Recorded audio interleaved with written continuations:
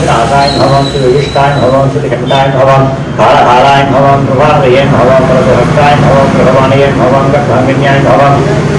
नीलक्षत्रे भवं गद्धावये देवानये शुक्रवन्दे सुराभ्यो नमः ईशानसर्वविद्यानामीश्वरशुभभूतानां ब्रह्मादिगणिब्रह्मणा विग्रहाय भवं विनाशाय भवं विविष्टाय भवं सुखण्डाय भवं कालकालाय भवं प्रभावये भवं प्रभुभक्ताय भवं प्रभवानये भवं गद्धामिन्याय भवं नीलक्षत्रे भवं गद्धावये देवानये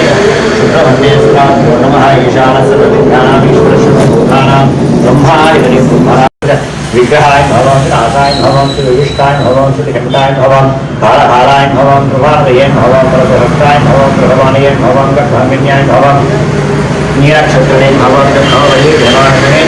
शुक्रवन्दे सुराभ्यो नमः ईशानसर्वविद्यानामीश्वरशुभभूतानां ब्रह्मादिगणिब्रह्मणा विग्रहाय भवं विनाशाय